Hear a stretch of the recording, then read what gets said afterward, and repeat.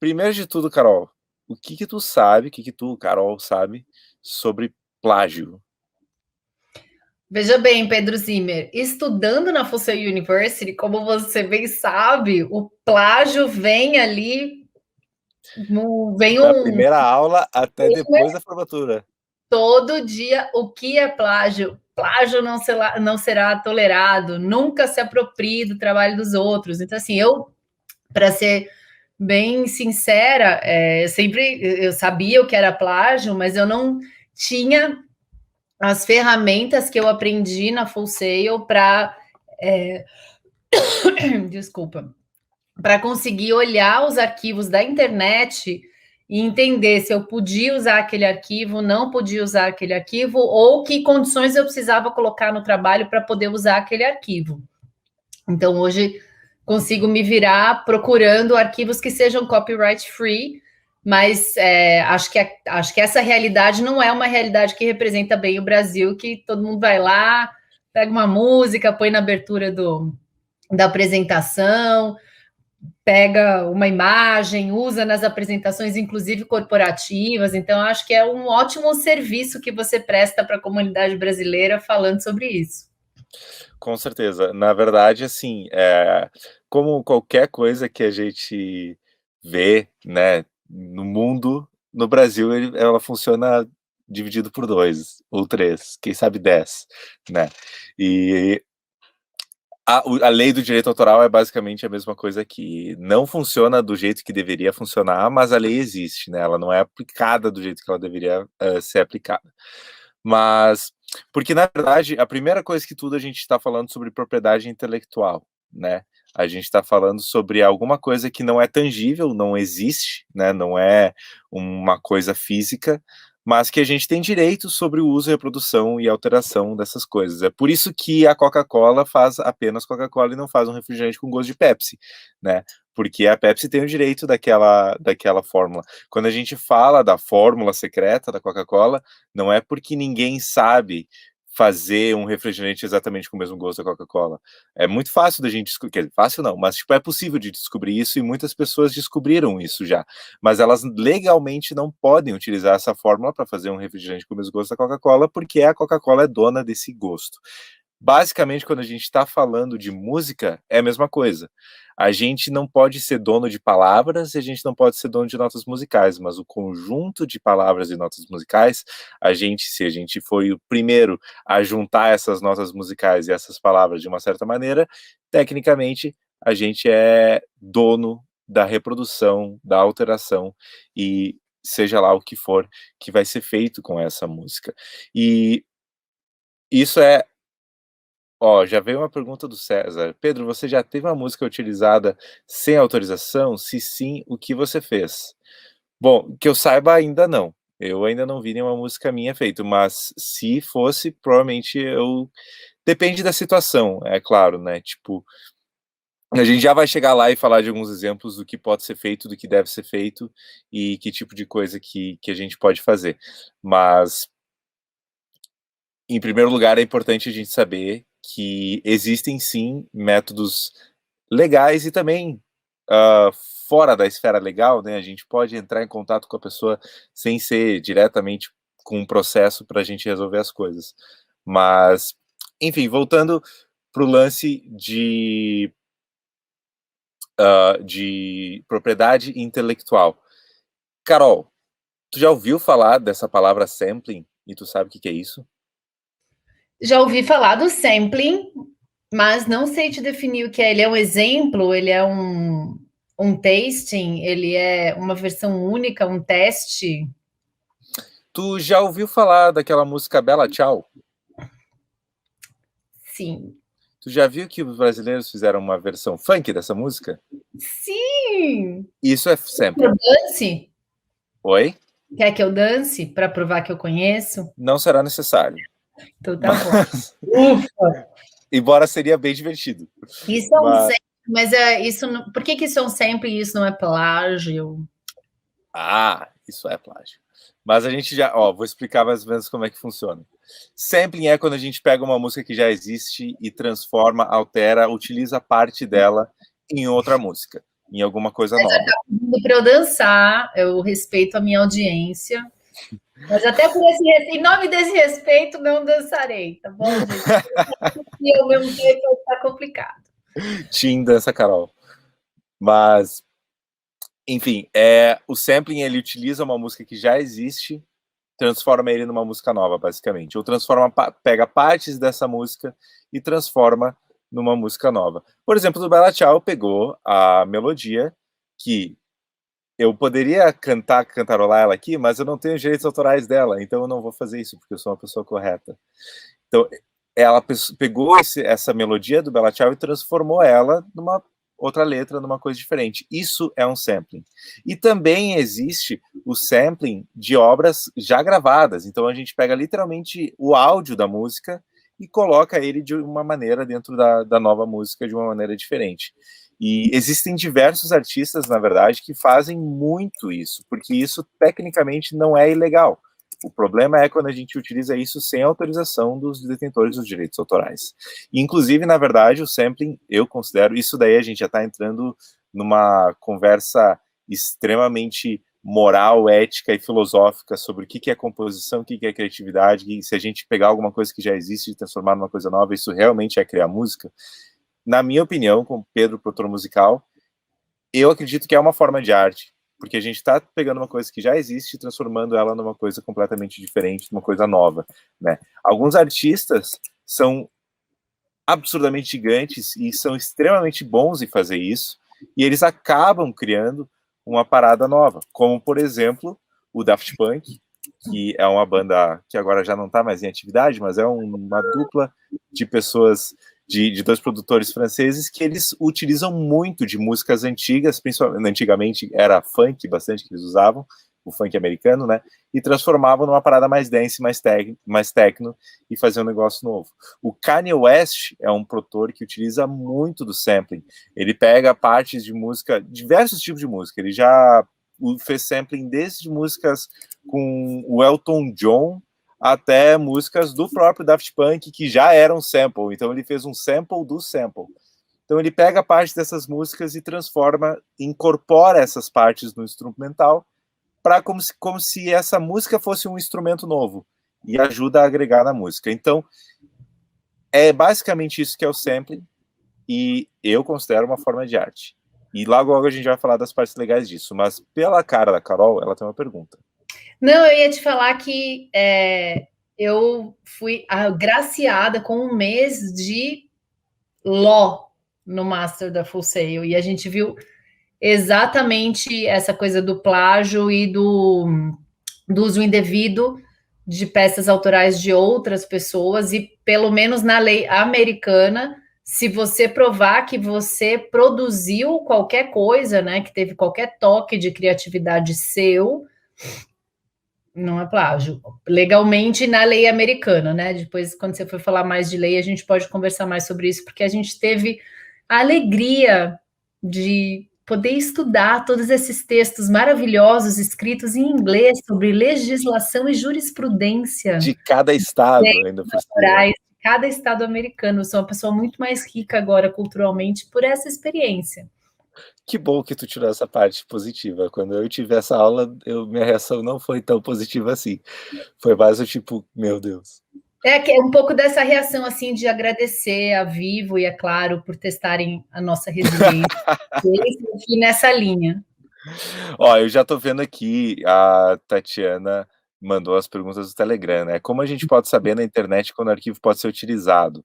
Bom, falando em música, especificamente falando, a regra é não usa. Se tu não tem escrito que tu pode usar, não usa, não pode. A não ser que você tenha um documento que diga o que o produtor, o detentor dos direitos autorais dessa música, que às vezes nem é só o produtor, né, dizendo, você pode usar essa música para bem que você bem entender. Ou se você estiver comprando essa música em uma biblioteca de músicas royalty free, aí tudo bem. Mas, de qualquer outra maneira, a regra para a música é não. Mas outros tipos de arquivos, documentos, Carol, eu imagino que tu deve entender muito mais do que eu, especialmente quando a gente está falando de documentos, né? Qualquer imagem, documento e tal, A regra é o que o Pedro falou, não pode. Agora, quando você está procurando uma imagem no Google, se você vai, estou até entrando aqui para falar o caminho certinho, né?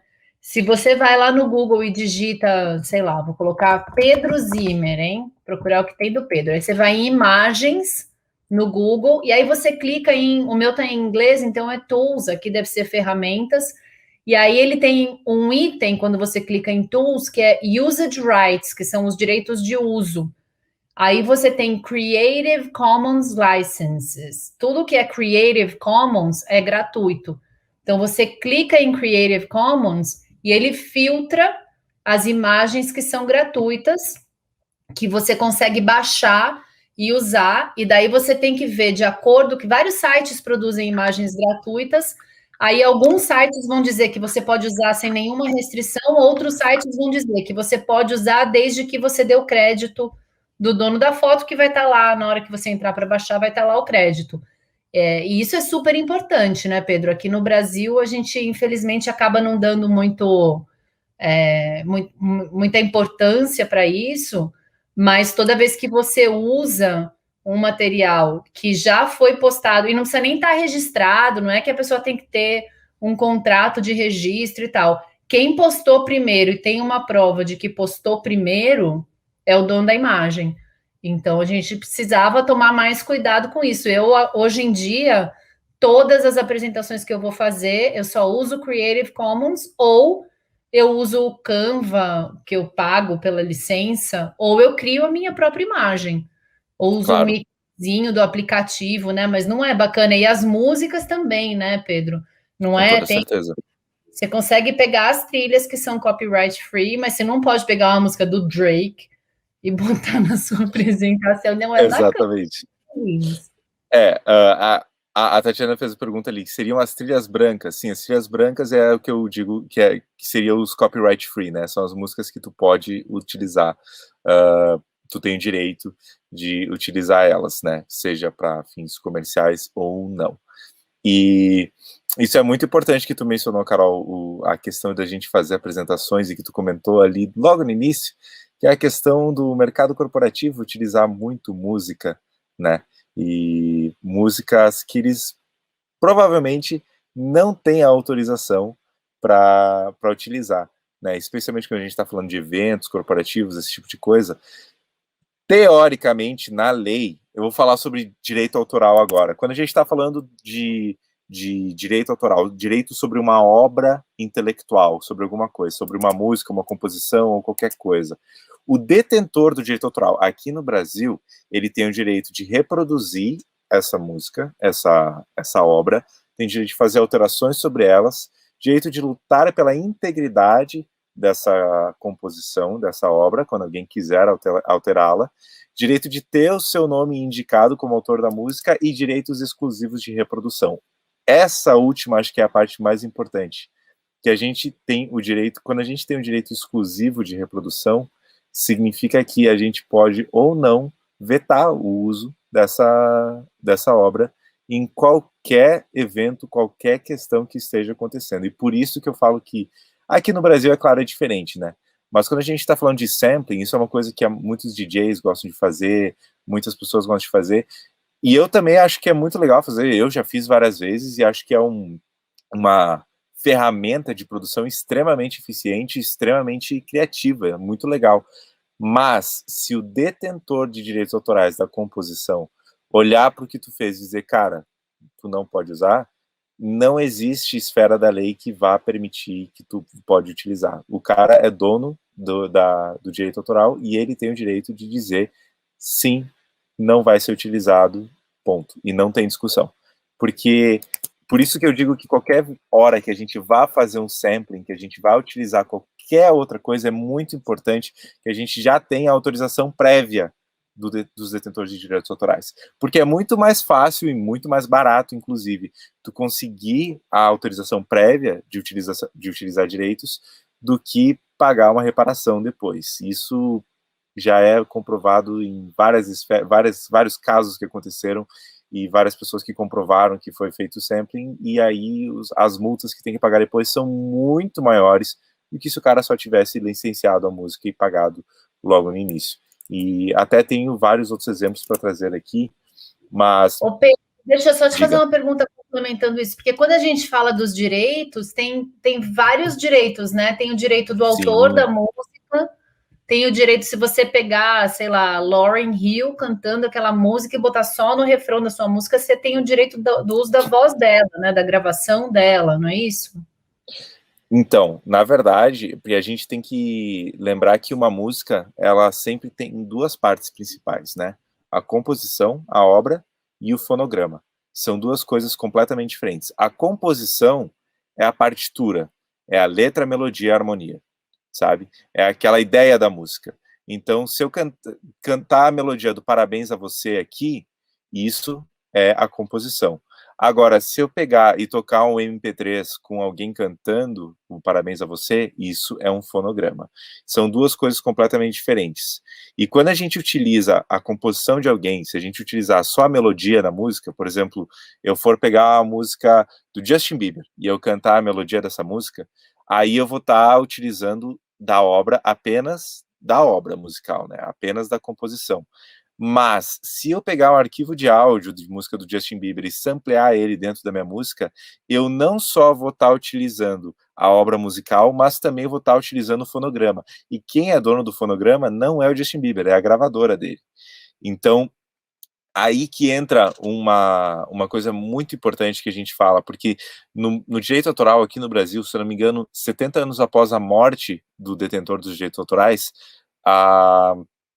a obra vai para bem público, né? Fica um bem comum, que acho que chama. Que, enfim, não existem mais direitos autorais. Por isso que qualquer pessoa pode tocar Mozart hoje, porque não faz sentido pagar royalties para a família do Mozart hoje, né? Porque ele morreu há mais de 200 anos atrás e qualquer gravação que a gente for fazer, eu não preciso pagar royalties gravando Mozart ou Beethoven.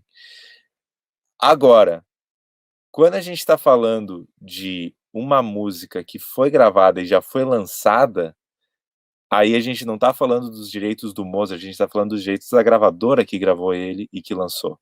E aí é completamente diferente, porque a Warner Music não vai morrer para daqui a 70 anos a gente poder pegar os direitos dela, entendeu? Existem diversos artistas que morreram há mais de 70 anos atrás e, tecnicamente, as obras deles já estariam na mão do público, como a gente gosta de dizer. Mas quem é dono dessa propriedade intelectual não é o artista, é a gravadora. Então, e as gravadoras geralmente são quem tem dinheiro para ir atrás e tirar a tua música de circulação, caso tu utilizar ela, né?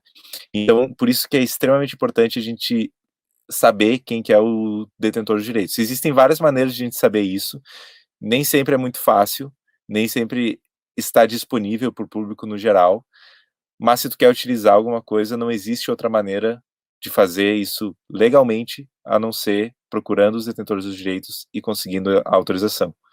Porque senão, se os caras descobrirem e forem atrás de ti, eles têm sim o direito de fazer muita coisa ruim. E aí, agora já falando, coisa ruim não, na verdade, te trazer várias consequências por utilizar a obra de maneira indevida, né? E agora, respondendo a pergunta que o César me fez lá no início, eu nunca tive uma música utilizada sem autorização. Ainda. E não vou mentir que eu, na real, gostaria muito que uma música minha fosse utilizada sem autorização logo, porque significa que minha música é boa e tá chegando em outro patamar, sabe? Acho que todo artista vai ter uma música utilizada de maneira indevida e sem autorização. Acho que é uma régua pra gente medir sucesso, na minha opinião. E vendo o copo sempre meio cheio, né? Mas, se isso acontecesse comigo, eu acho que dependeria muito da situação, é claro. Se eu visse uma empresa, que provavelmente não vai acontecer, porque aqui no Brasil, quando a gente está falando de comercial, as empresas não fariam isso, mas se eu visse uma empresa gigantesca, milionária, bilionária, utilizando minha música para fazer lucro, aí eu ia achar uns advogados bem louco e ia atrás de cada centavo atrás disso. Mas assim, se eu visse, sei lá, já tive, por exemplo, já produzi uma música que já teve fãs fazendo covers dessa música, por exemplo. Tecnicamente, um cover é uma quebra de direito autoral. Mas, pô, tu vai processar um guri de 15 anos por tocar violão e botar no YouTube porque ele gosta da tua música? Tipo, acho que isso faria mais mal do que bem, né? Iria perder um fã, iria deteriorar a imagem e, tipo, nem traria tanto resultado financeiro assim. Então, é claro que existem situações e situações, e até hoje eu não precisei tomar nenhuma providência legal em relação a isso, mas se fosse necessário, é claro, tem que analisar muito bem a situação, ver qual ganho que a gente vai ter em relação a isso. Porém, existe uma lei nos Estados Unidos, e isso é extremamente importante para fazer, porque o César é o único cliente meu que faz isso, e ele está de parabéns, mas a gente fala sobre registros de direitos autorais, né? Eu não sei exatamente como é que é a lei aqui no Brasil, mas lá nos Estados Unidos, qualquer coisa que tu escreve, e tu foi o primeiro a escrever, tu não precisa registrar, mas tu é o dono do copyright disso. Então, vamos supor, eu tenho no meu computador todos os projetos com datas de uma música que eu produzi, e o computador mesmo gerou a data, né? Eu tenho backup no Google, tenho vários lugares que comprovam a data que eu produzi a música, e que eu fui o primeiro a produzir ela. Isso significa que eu sou dono do copyright, e eu posso comprovar que eu sou dono do copyright. Porém, se alguém utilizar a minha obra sem a minha autorização, eu só posso pedir compensação financeira se eu tiver isso registrado na Biblioteca de Copyright dos Estados Unidos. Ou seja, eu posso, enfim, processar a pessoa, eu posso comprovar que o negócio é meu, mas eu só posso ser financeiramente compensado pela quebra de copyright se eu já tivesse isso registrado na Biblioteca de Copyright dos Estados Unidos, que fica lá em Washington. Então, por isso que o registro das obras é provavelmente a coisa mais importante que tu pode fazer, porque tu está literalmente comprovando que uma coisa é tua, né? O César, ele tem várias músicas que eu mesmo fiz a partitura para ele registrar, que aqui no Brasil a gente registra na Biblioteca do Rio de Janeiro, para a gente fazer isso.